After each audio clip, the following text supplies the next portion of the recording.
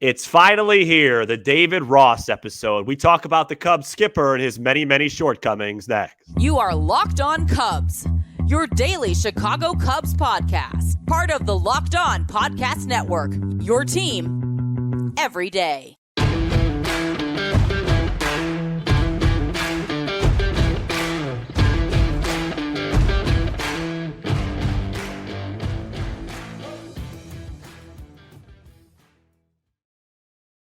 You are Locked On Cubs, part of the Locked On Podcast Network, your team every day. I'm Sam Ulmer. He's Matt Cozy. Please support the show by following on your preferred audio platform, and you can watch, subscribe, and leave a comment on YouTube.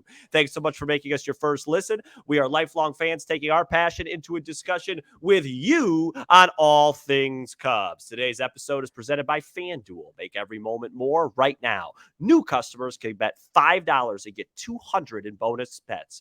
Guaranteed. Visit FanDuel.com/locked-on to get started.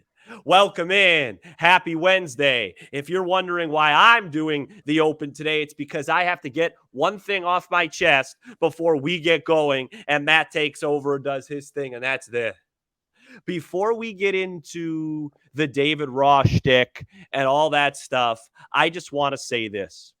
Thankfully, I'm watching a show, so I'm not watching much MLB playoffs, but I'm aware of what's going on. And if you think for 1 second that I am not even more angry with the way the Arizona Diamondbacks are playing, that they're one win away, Matt.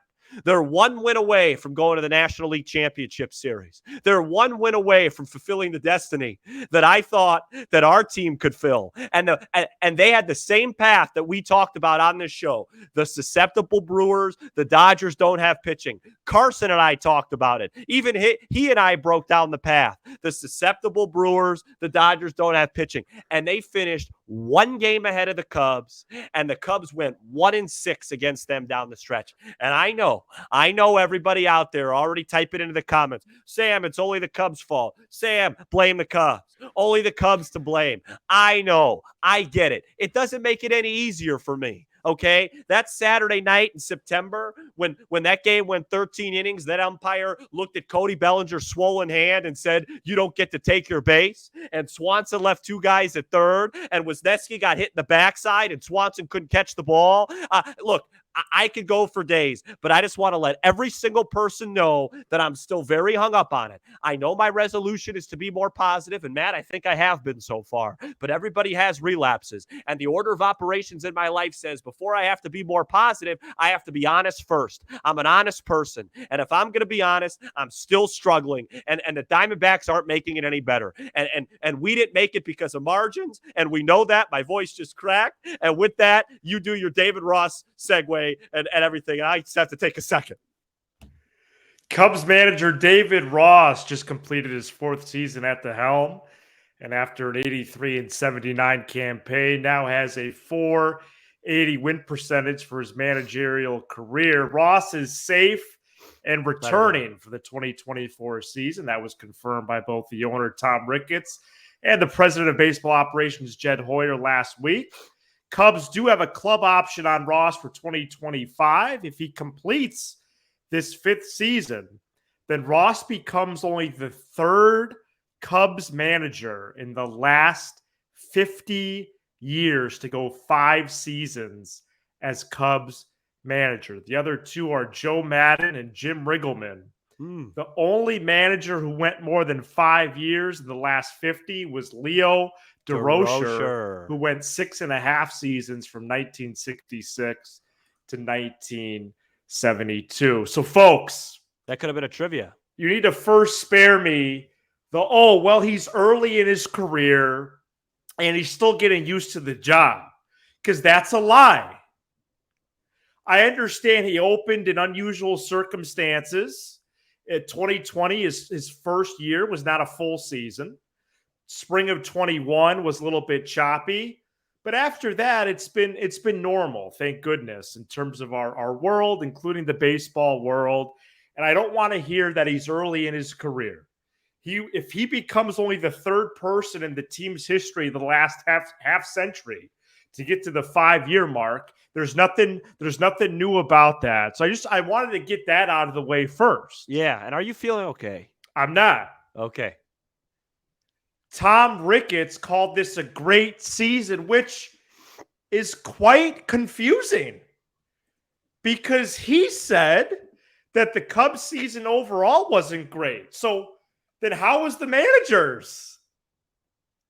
If the Cubs fell short of expectations, if their internal systems had them making the playoffs, Jed Hoyer, then how did Rossi do a good job? How did Ross have a great season? How? I'm just a little bit confused.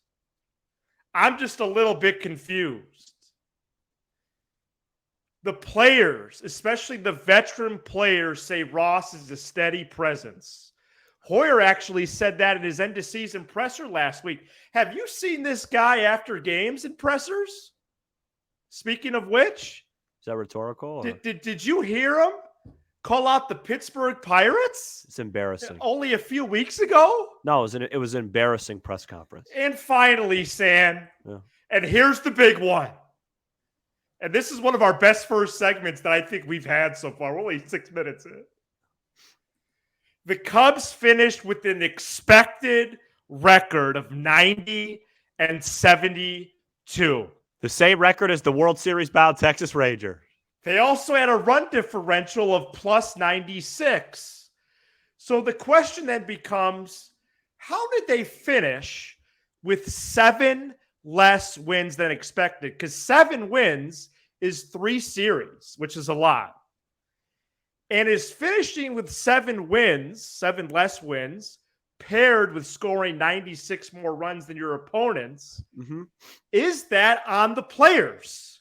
No. You might say, how is that on the players?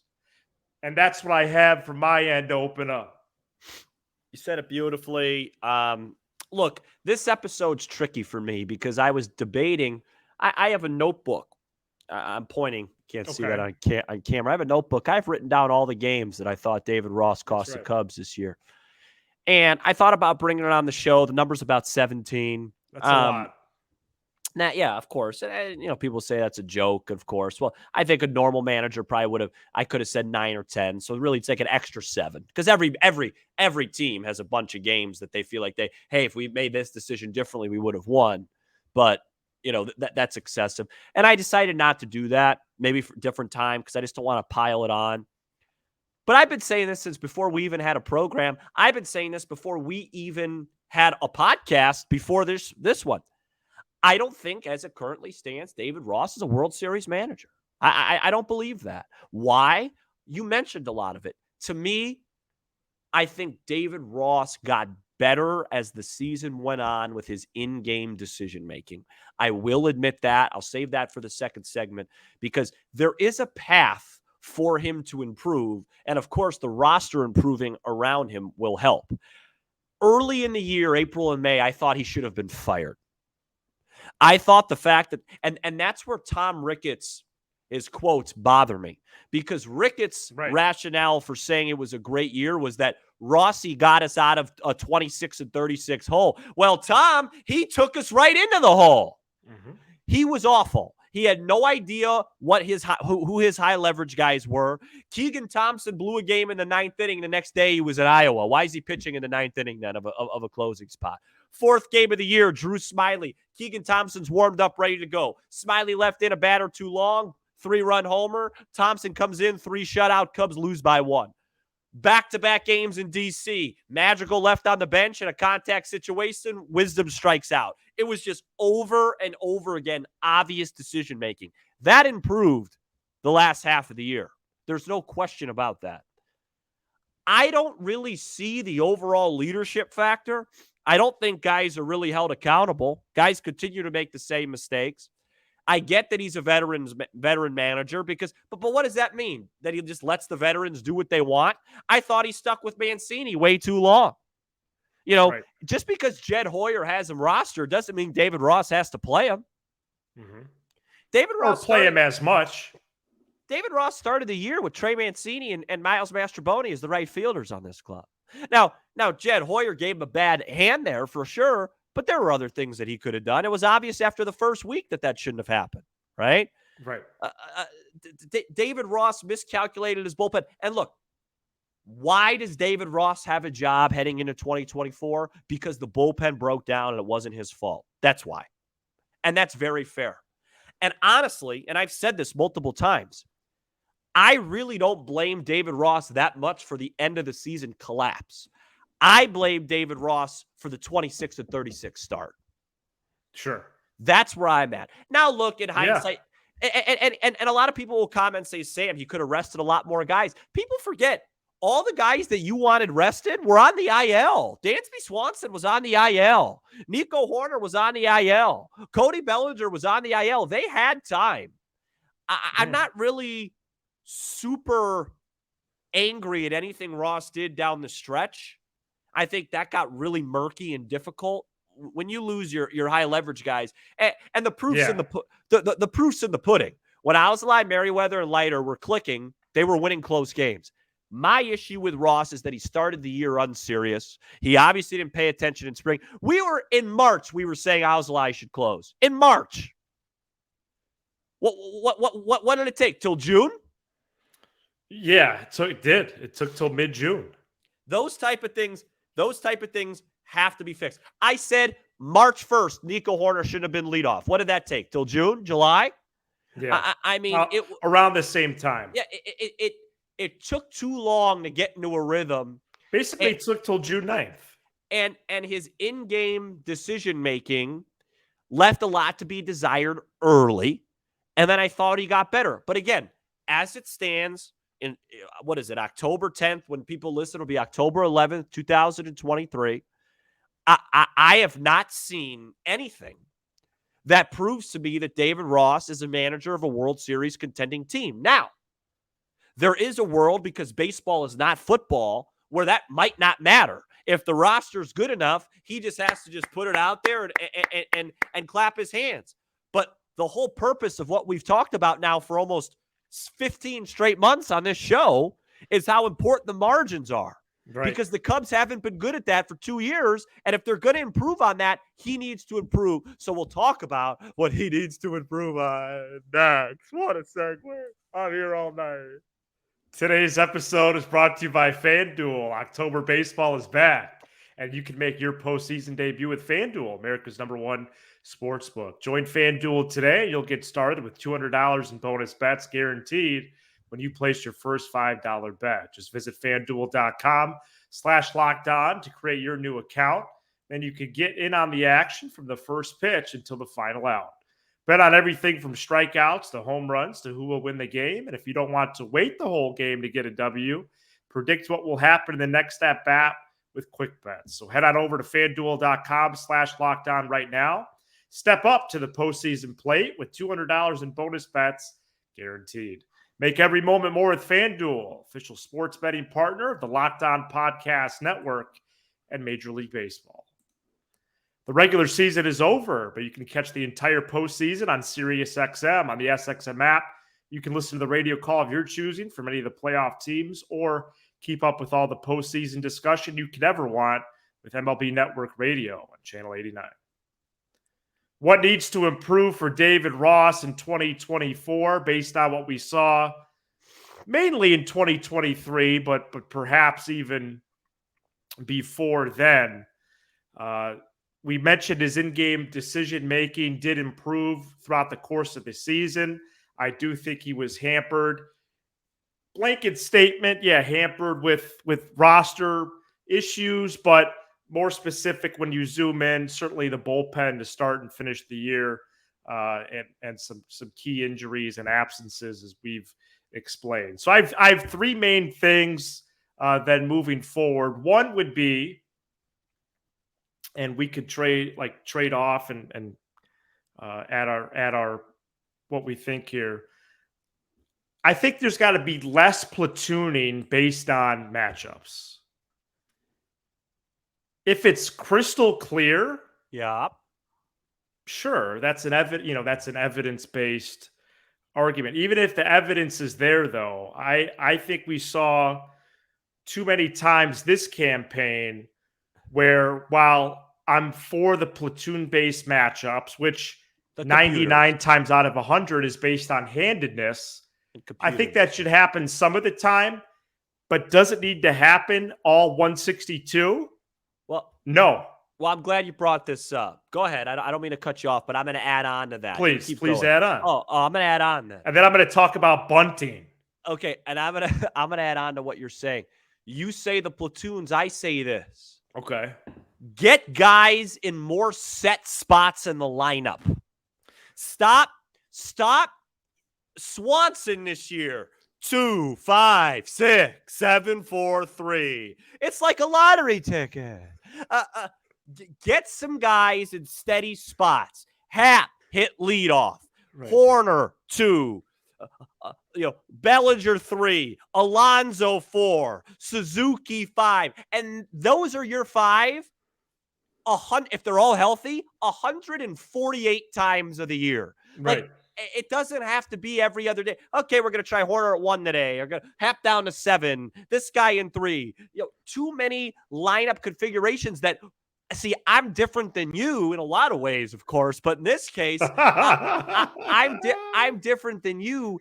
I don't mind the platoon stuff as much, but just have guys in a slot. So it's not like we cover the team every single day. How many days can we predict the lineup right? There was 128 different lineup combinations. It's like a game of bingo. I can't believe it. Oh, I had a little stutter there. I can't believe it. Like, just you look at a team like the Braves. I get it. They have great players. But, it's a set group of guys. Hap, lead off. Right. Enough of this. All right, let's go with Candelario 4. And we're going to, you know what? Morel. Well, there was a lot with the batting order. Some days I'd wake up and Morel was leading off out of nowhere. I did pull it up because I want to know officially. I actually underreported last week. 135 total batting orders this year. It's too much. Take a listen to the most common order, which was all of 5 games. Oh, geez. Here we go. No, I'm not in the headspace for this. All right. No, you do it. Okay. You do it. It's just Talkman. Bring in a little entertainment for God's sake. Horner. Hap. Bellinger. Suzuki. Swanson. Morel. Gomes. Mastroboni. And that was like the last week of the season. Wait, you're saying their most common lineup was 5 games? Yes, it was. No. That's inexcusable. That's Baseball Reference. That's the real thing. 135 lineups. I'm going to have to tweet that tonight before I take a hot shower. I mean, that's a joke. No, I just took a nice steaming shower. No, it is. Don't even play the laugh. It's not funny. I mean, 135. They almost had a new lineup every game. Every single game. Can't believe this guy's going to manage the team again. Number 2, no bunts. Please stop bunting. Maybe in my coaching. Okay, and I love bunting. I love creating chaos, but in terms of advancement of runners, you can't really do this in the major leagues anymore. There's certain spots you can, but not a lot. Well, I can maybe see first and second, no outs, bottom third of the order. Tie game, bottom third of the order, contact guy on deck. Okay, so we just mentioned him. Great. It took 20 seconds. Number 3. Wait. Hang on. Yeah. Can I give a number 2? Oh, yeah, please? Yeah, that's right. This is the one that drives me the most insane. Really? I've already ranted once. I'm not going to make a fool of myself. Defend your players. Wow, that's right. That's so good. Suzuki makes his living, and it's quite a big one, off of taking borderline pitches for balls. When those are consistently called strikes, and they get him in a bad habit, and Ross just sits there chewing seeds and chopping it up and laughing and drinking ice or whatever he does. Oh, my gosh. It drives me insane.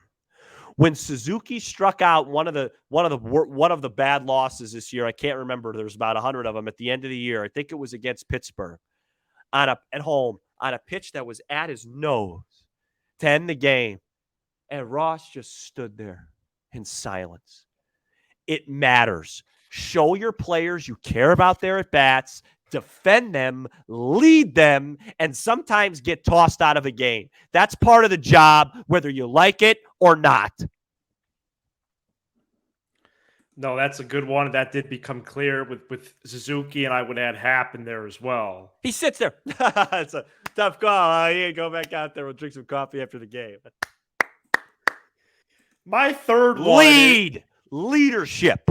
Well, that's where my third one lies. Although this is maybe a little bit of a reach, and this is too hyped of a show for me. I'm not going to apologize for it, but I do think it is speculation. Although you don't have to apologize for anything. This is our show. We're in touch. Okay, well, that's a good point. Say what you want to say. It's open forum here. He needs to be more inclusive to younger players. Yeah. Now, I can't say that from a clubhouse standpoint, although, we've been in touch with some people that have views on Ross on the job, on the clock. And people around the major leagues, by the way. Yeah, and I think that's what I actually meant more. Okay. Which we've known about since last summer. Yep. But I think that his tendency to the veterans, I wonder what that does to the younger guys, what that does to the shuttle guys, like a Mastro, like an Assad, people that are up and down. And I think if not just for the game itself, the 27 outs, what are their roles? What is their place on the club? And so I do wonder about that. That's it? Yeah. I'd like a little bit more team transparency. Okay.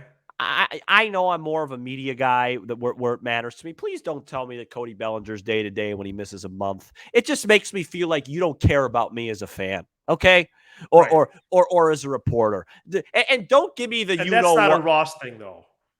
But David Ross answered the question. Yeah, but I think that's more of a Hoyer thing. It's not strategic. Well, we know that. As fans, we realize no that. team's losing sleep if Bellinger's out a month versus a day. Well, or just planning for one of 162. But I mean, in Ross's press conferences as a whole, there's not what's the point of him? He doesn't get asked anything and he doesn't say anything. I mean, his effort at the podium the last week of the season was so abysmal. How about this one when he goes, "Oh yeah, one more thing. Marcus Stroman will be starting tomorrow." Yeah. Oh, hey, good one. Hey, good one, Skip. He's going to go 2 innings and allow 4 earned. Whoa, great. You're acting like it's Michael Jordan giving a fax that he's back. Breaking news. Stroman shouldn't have pitched. So you botched that. Wow. Marcus Stroman's pitching tomorrow. We'll see you guys. Oh, great. Like I'm supposed to get excited for that. He stinks. There's certainly a tone to this episode. I know. I'm sorry. I'll be more positive. Oh, you apologize too. So that's 2 apologies. All right. What else needs to improve? That was a lot. I don't know. I think we covered all aspects of managing. Fantastic. I believe we did, as a matter of fact. Coming up next, this is the final year of guaranteed part of Ross's deal. So entering the season, is this man on the hot seat? Let's talk about it. This episode is brought to you by Jace Medical. Everyone should be empowered to care for themselves and their loved ones during the unexpected. That's why Jace Medical offers the Jace Case. The Jace Case provides life-saving antibiotics for emergency use. It gives you a peace of mind so that you are not just hoping that you have access to medication in an emergency. They handle everything from the online eval to licensed pharmacy medication delivery and ongoing consultation and care. Save more than $360 by getting these life-saving antibiotics with Jace Medical, plus an additional $20 off by using code LOCKEDON at checkout on jacemedical.com. That's jasemedical.com, JASSE medical.com, promo code locked on. Jed Hoyer said that, quote, next year is going to be important, close quote, for David Ross. 2024 is the last year of a guaranteed deal with a club option for 25. So you could make the argument that entering March 28th, 24, which is opening day against the Arlington Rangers, that perhaps his seat is a little bit warmer, but I'm not so sure, Sam. Hoyer and Ross seem tied together more so than ever before. And I think we're getting to a phase where you can, I know this is buried in this episode, but we can elevate it more in conversation later. I think that Hoyer and Ross are tied together now, whereas based on what happens in 24, either both stay or both go. Yeah, except I think if they're 26 and 36 again, he'll get fired in the middle of the season. Okay. I do think that's a possibility. But what's the speculation? I don't think he should have the job right now. So, of course his seat should be really hot. But yes, I do think 24 will be a make or break year for Ross, and you could say for Hoyer, but I don't think so for Jed. It would really have to tumble down. He's done so much good work with the farm and in years. I think Ricketts loves that he doesn't really spend much money. We'll talk about that at a different time. But yes, it's a very hot seat for David Ross because look, it's pretty obvious. If this team doesn't make the play, if this team doesn't make the playoffs next year, it's a foregone conclusion he's fired. I mean, that's obvious, right? Like no, don't even. You're not going to like what I'm going to say.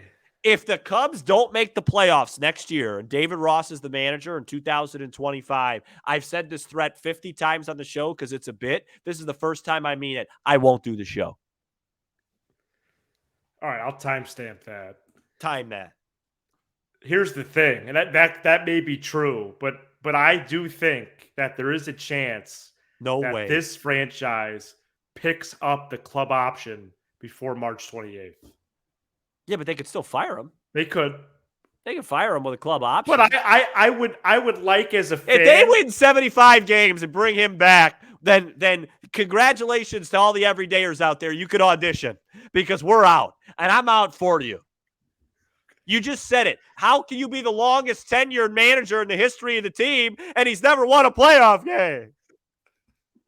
I mean, what are we talking about here? No, I don't disagree with you. They're going to give him a 6th year and he's never won one playoff game, let alone a series? Are you insane? Well, it sounds ridiculous, doesn't 20, it? 21, 22, 23, 24. This is year 5 coming up. They give him a year 6 and he's never won a playoff game? That's more years than Madden. Well, the Bears haven't won a playoff game since I've been in high school. Well, they got their own problems. Well, I'm just saying. But no, it's a great point. If you don't win games and you don't have a job, there's a chance Dave Roberts could get the axe. And he wins 95 games a year. If you continue to just come up short every year in October, and Ross doesn't even get to October, what do you mean he's not going to get fired if they don't make the playoffs? I don't care if they win 91 games and don't make the playoffs. If they're not playing baseball as we speak, October 10th, of 2024 at 8:33, and that guy's employed. Congratulations. That's the show. 2 new hosts. Maybe we'll have a lady on. Jacob and Leslie, or Jacob and Rachel. I don't know. Whatever it is. I don't know Jacob? Who the candidates would be. Why Jacob? Who's one of our other everydayers? Scott and Sarah. Trying to think of some everydayers. Yeah, Scott, Sarah. So I think that's great. I'm tracking with what you're saying. What I am trying to say is I want him to have appropriate pressure. So there shouldn't even be the club option picked up. He should be what we would call a lame duck. If the club, here, you'll eat this up. And I haven't said this in a while. Oh, boy. If the club option is picked up before March 28th, I will leave no stone unturned. Now, that's a joke. For all the reasons just stated. He has a 480 win percentage with 0 postseason wins. You're going to pick up his club option? Well, if they pick up the club option, maybe you'll take a month off. Who cares, That's the though? show. Don't overreact to that. They could still fire him easily. I'm going to overreact to it. Okay. Thank you so much for checking out this edition of Locked On Cubs. You give us 20 to 30 minutes, we'll give you all things Cubs with a laugh or two along the way. Be sure to hit subscribe on YouTube and smash the like button for the algorithm. Shout out to the audio peeps as we're in your ears on Apple, Spotify, Sirius XM, and more. Oh boy. He's Sam Olver. I'm Matt Cozy. This is Locked On Cubs.